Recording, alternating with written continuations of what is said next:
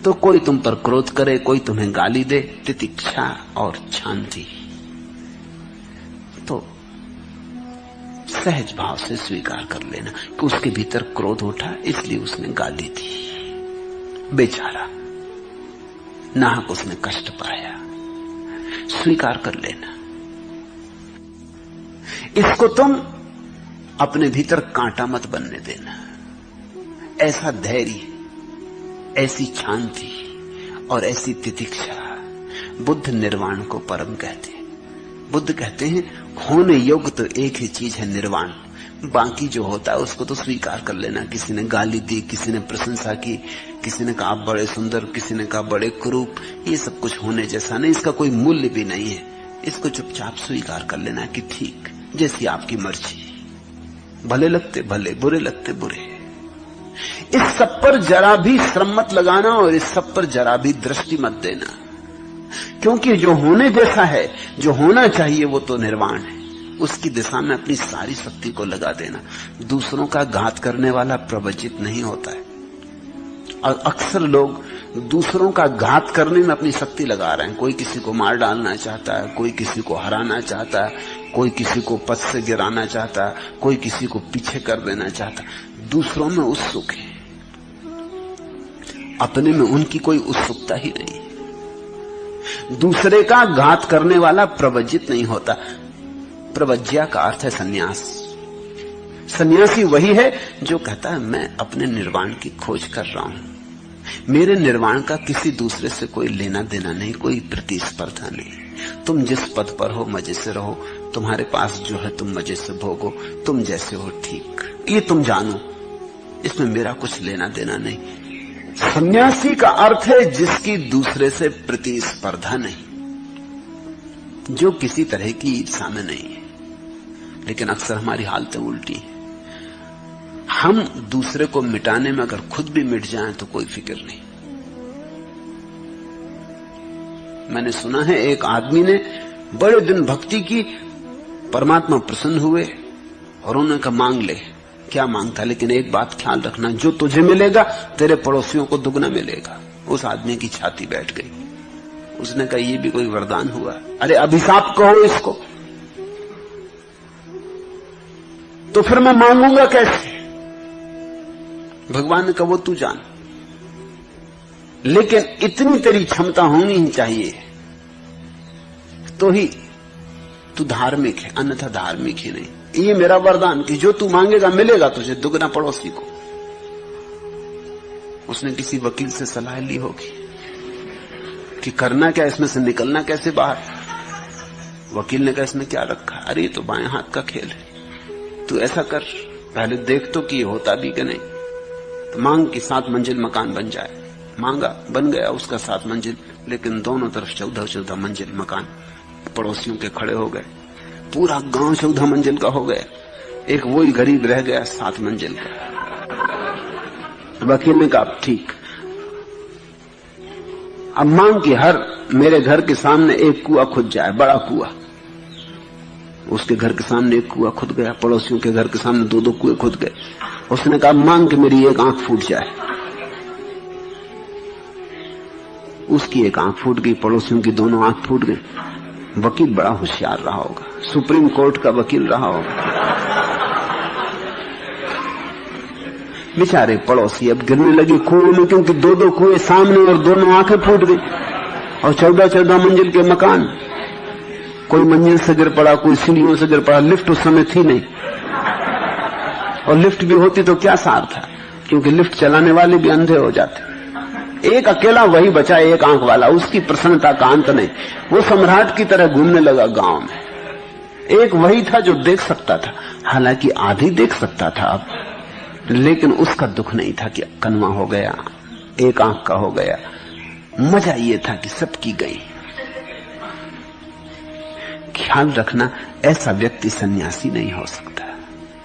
इसलिए बुद्ध कहते हैं दूसरों का घात करने वाला प्रवज्जित नहीं होता है, और दूसरों को सताने वाला श्रमण नहीं होता है। ये 2 बातें छोड़ देना तो तुम सन्यासी होते हो। निंदा न करना, घात न करना, पाति मोक्ष में संवर रखना, भोजन में मात्रा जानना, एकांतवास करना और चित्त योग में लगाना, यही बुद्धों का शासन है। अनुपवादो अनुपघातो पाति मोक्षे चा संवरो मत्तुंजता चा भक्तंसिम पत्तंच सैनाशयम अधिचित्ते चा आयोगो एतम बुद्धान शासनम। निंदा न करना, क्योंकि निंदा का अर्थ है तुम अभी दूसरे में उत्सुक हो, दूसरे को छोटा करने में उत्सुक हो। निंदा का मतलब ही इतना, इसलिए जितना निंदा में रस है। हम कैसी निंदा बढ़ा चढ़ा के करते, क्योंकि हमारे पास एक ही तरकीब है कि अगर हम सिद्ध करने दूसरा बुरा है तो तुलना में हम भले मालूम पड़ेंगे। हम सिद्ध करते हैं कि सब चोर हैं तो तुलना में हम साधु मालूम पड़ेंगे। इसलिए हम निंदा में इतना रस लेते हैं। निंदा का एक ही प्रयोजन है, दूसरों की बुराई इतनी फैला बढ़ा के करना कि धीरे धीरे तुम भले मालूम होने लगो। यही दूसरे तुम्हारे साथ कर रहे हैं। तो एक निंदा का व्यवसाय चलता पूरे समाज में। निंदा न करना, क्योंकि संन्यास्त प्रवर्जित भिक्षु जो हो गया, अब उसकी आकांक्षा अपने को उठाने की है, दूसरे को गिराने की नहीं है। घात न करना, किसी को हानि न पहुंचाना, क्योंकि जितनी ऊर्जा दूसरे को घात करने में लगेगी उतनी ऊर्जा तो ध्यान बन जाती, परम संपदा बन जाती, निर्वाण बन जाती। पातिमोक्ष में संवर रखना। पातिमोक्ष का अर्थ होता है बुद्ध ने जो कहा है। बुद्ध अर्थात जागे हुए पुरुषों ने जो कहा है उसको मानना, उसको स्वीकारना, क्योंकि बहुत बातें ऐसी भी उन्होंने कही हैं जो तुम्हें आज समझ में शायद ना भी आए, प्रयोग से समझ में आए, अनुभव से समझ में आए। उन पर प्रयोग करके देखना। प्रयोग बिना किए निर्णय ना लेना, हां या ना कुछ भी नहीं, जिसको वैज्ञानिक हाइपोथेसिस कहते हैं कि कोई चीज की परिकल्पना। किसी ने कहा कि कमरे में कुर्सी रखी, हमने कहा कि ठीक है, खोजने की दृष्टि से मान लेते हैं। मान नहीं लिया कि कुर्सी है, लेकिन खोजने की दृष्टि से मान लेते हैं, हाइपोथेसिस। अब हम कमरे में जाकर देखेंगे, अगर पाया कि कुर्सी है तो जो परिकल्पना मानी थी वो सत्य हो गई, अगर पाया कि कुर्सी नहीं है तो जो परिकल्पना मानी थी वो असत्य हो गई। लेकिन इसका नाम विश्वास नहीं है। हाइपोथेसिस का इतना ही मतलब है प्रयोगार्थ स्वीकार कर लेते हैं कि ठीक है। तो जो बुद्ध पुरुषों ने कहा है पातिमोक्ष, जो जो उन्होंने कहा है उसमें सभी तुम्हारी समझ में आएगा भी नहीं, क्योंकि तुम्हारी समझ सारी चीजों के अनुभव से भरी भी नहीं है। तो विश्वास की जरूरत नहीं है, प्रयोगार्थ स्वीकार कर लेना। भोजन में मात्रा जानना, बुद्ध को ये बात बार बार कहनी पड़ी, भोजन में मात्रा जानना। उस समय ये बड़ा भारी सवाल था। एक तरफ लोग थे जो खूब खाए जा रहे थे, जो सदा से हैं, और उस समय एक और पागलपन पैदा हुआ था, दूसरी तरफ लोग थे जो उपवास किए जा रहे थे। इन दोनों ने आदमी को विक्षिप्त कर रखा था। या तो ज्यादा खाने वाले लोग या न खाने वाले लोग। ज्यादा खाने वाले लोग शरीर को मिटाए ले रहे थे और शरीर के साथ मूर्छित हुए जा रहे थे। न खाने वाले लोग शरीर की हत्या किए दे रहे थे और ऊर्जा इतनी क्षीण हुई जा रही थी कि ध्यान का कोई उपाय न था। तो बुद्ध हर चीज में मात्रा के लिए कहते हैं कि मात्रा जानना, मध्य में रुक जाना, अति मत करना, अति सर्वत्र वर्जेत, एकांत वास करना, और जहां मौका मिले, जैसी सुविधा बने, वहां अकेलेपन को खोजना। क्योंकि तुम्हारे भीतर जो पड़ा है, जब तुम अकेले होगे तभी उसे देख पाओगे। दूसरे की मौजूदगी तुम्हें बाहर ले जाती है। भीड़ में भी रहो तो भी अकेले रहना, ये बुद्ध का उपदेश है। और चित्त योग में लगाना। अभी चित्त संसार में लगा है, भोग में। धीरे धीरे इसकी ऊर्जा को हटाना वहां से, धीरे धीरे रत्ती कर करके, बूंद कर करके इसे ध्यान में, योग में, मोक्ष में लगाना। यही बुद्धों का शासन है। ये सूत्र भी, ये अंतिम सूत्र बुद्ध ने एक परिस्थिति में कहे थे, वो मैं आपको दोहरा दूं। जंगल में बुद्ध बैठे हैं ध्यान करने, और एक सर्पराज, सर्पों का राजा फन फैला के खड़ा हो गया। उसने झुक के बुद्ध के चरणों में प्रणाम किए। बुद्ध ने आंख खोली। उन्होंने कहा, महाराज, क्योंकि देखा उसके माथे पर अद्भुत मणि जो सिर्फ नागों में, सम्राटों के माथे पर होती। तो बुद्ध ने कहा, महाराज क्या चाहते? तो उस नाग ने कहा, मैं जन्मों जन्मों से भटक रहा हूं, जो भी किया सब उल्टा चला गया। कब तक सरकता रहूंगा जमीन पर? कब तक सरकता रहूंगा खाई खंदकों में, अंधेरी गलियों में? कब तक सरकता रहूंगा? कब उठूंगा? कब उड़ सकूंगा? तुम्हें मैंने उड़ते देखा, तुम्हारे प्राणों की ऊर्जा को कहीं जाते देखा, इसलिए पूछता हूं, मुझे कुछ उपदेश है? ये जो सूत्र है, सभी पापों का न करना, पुण्यों का संचय करना और अपने चित्त का शोधन करते रहना, यही बुद्धों का शासन है। तितिक्षा और शांति परम तप है। बुद्ध निर्वाण को परम कहते हैं। दूसरों का घात करने वाला प्रवर्जित नहीं होता और दूसरों को सताने वाला श्रवण नहीं है। निंदा न करना, घात न करना, पातिमोक्ष में संवर रखना, भोजन में मात्रा जानना, एकांतवास करना और चित्त योग में लगाना, यही बुद्धों का शासन।